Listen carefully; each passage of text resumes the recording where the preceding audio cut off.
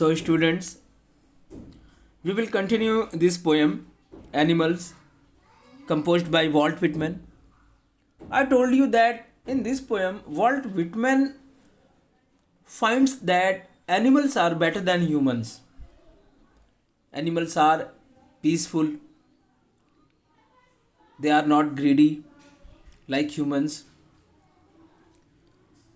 They never complains about their mishappenings or misdeeds. They do not sweat. They do not lie like humans. ये सारी quality Walt Whitman animals की बताते हैं और वो ये भी कहते हैं कि ही wants to be animal, to live with them because he like their qualities. वो खुद भी एनिमल के साथ रहना चाहते हैं क्योंकि उन्हें ह्यूमन अच्छे नहीं लगते. ह्यूमन की क्वालिटी जो है वो अच्छी नहीं है. वो चाहते हैं कि वो भी एनिमल हो जाए और एनिमल के साथ रहें, उनकी चीज़ों को सीखें, उनकी क्वालिटीज़ को एक्सेप्ट करें. और उसके आगे से हम कंटिन्यू करते हैं जो हमने लास्ट क्लास में पढ़ा था. देखिए, not one Niels. Niels means होता है बो डाउन, किसी के आगे घुटने टेक देना. To another, nor to his kind that lived thousands of years ago. Thousands of years ago, हजारों साल पहले की बात पोएट यहाँ कर रहा है. और इस लाइन में पोएट क्या कहता है? पोएट कहता है कि एनिमल्स कभी डिवोशन शो नहीं करते हैं, मतलब किसी के आगे झुकते नहीं हैं. वो लोग नील नहीं होते हैं, घुटने नहीं अपने टेकते हैं जैसे ह्यूमंस करते हैं. Even they never do so for their ancestors. वो ऐसा अपने पूर्वजों के सामने भी नहीं करते हैं जो हजारों साल पहले रहा करते थे. That lived thousands of years ago. In this line, poet is telling one more quality of animals, and he says that animals do not show their devotion to anyone by bowing down before anyone. Animals never do so even for their ancestors. Poet कहता है कि वो अपने ancestor के सामने भी घुटने नहीं टेकते हैं. और ये क्वालिटी भी हमें एनिमल से सीखनी चाहिए.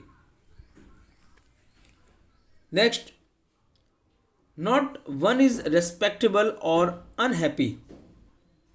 Not one is respectable or unhappy over the whole earth.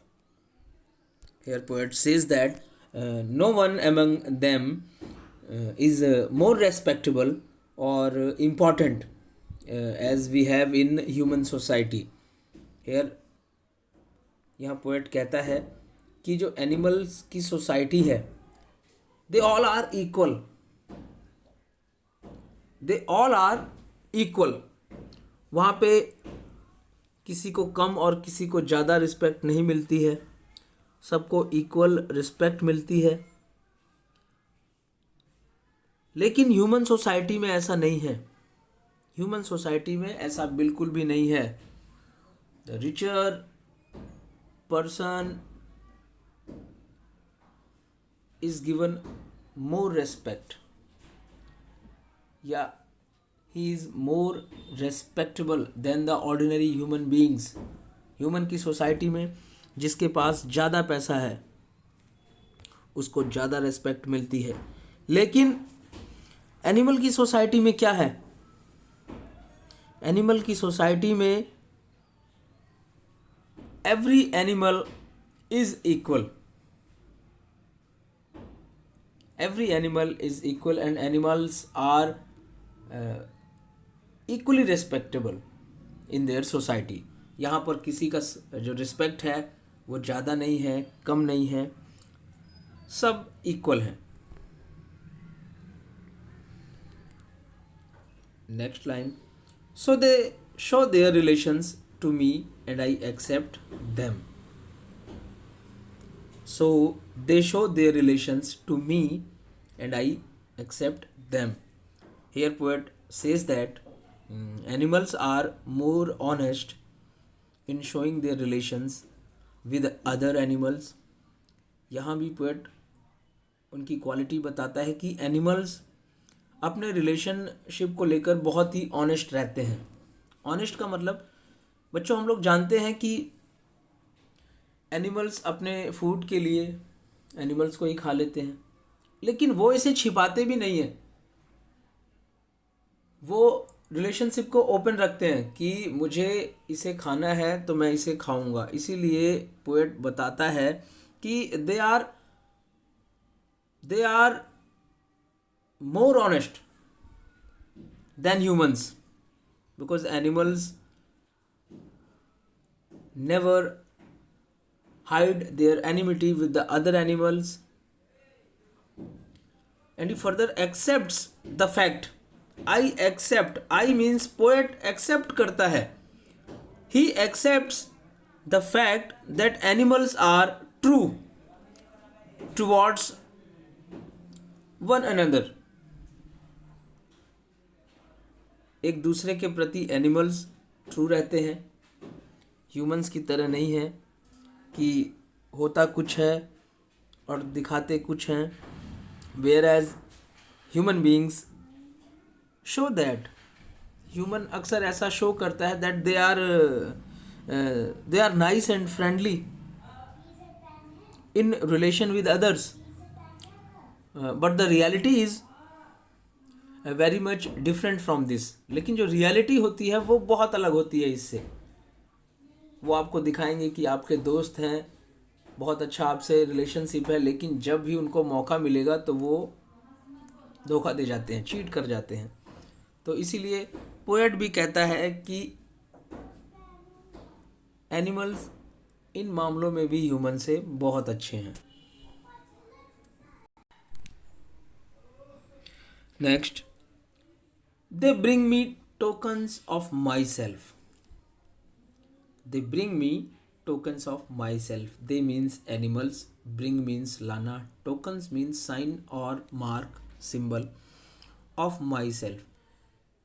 इसीलिए पोएट भी कहता है कि animals bring him tokens of all these qualities.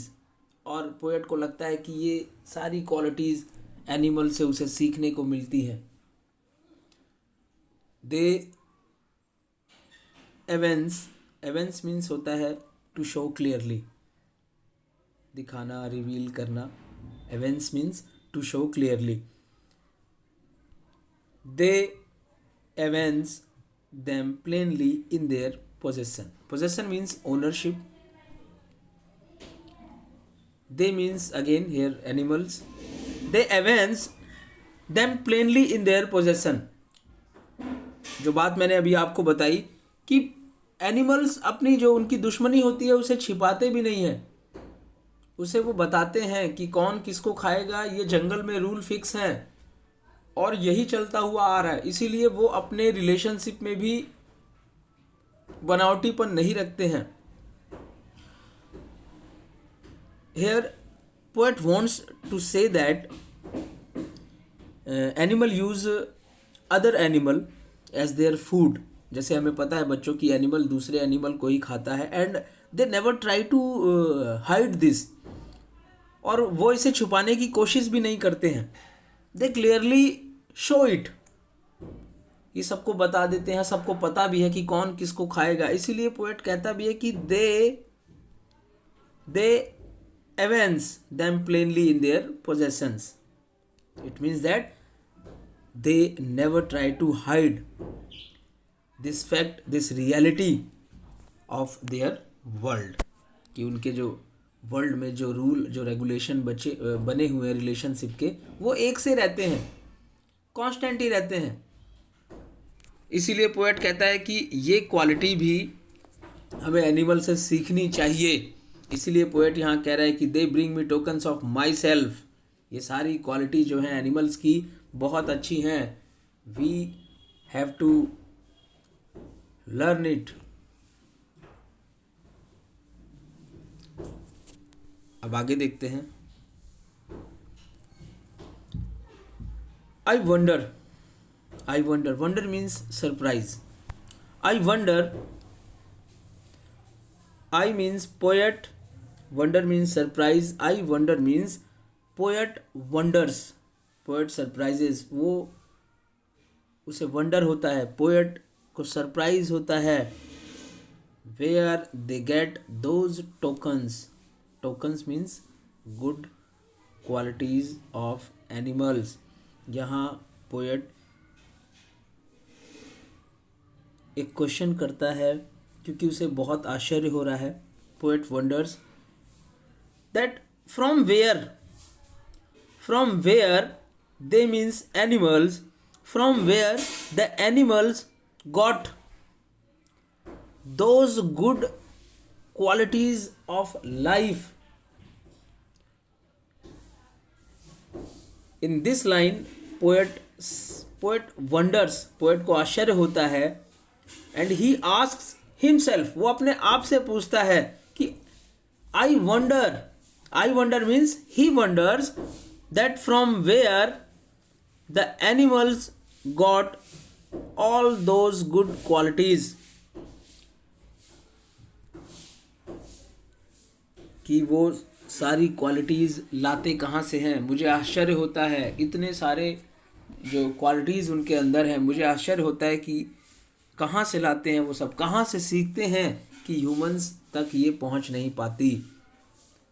और लास्ट लाइन में वो एक क्वेश्चन करते हैं अपने आप से, did I pass that huge time ago, did I pass that huge time ago and negligently drop them.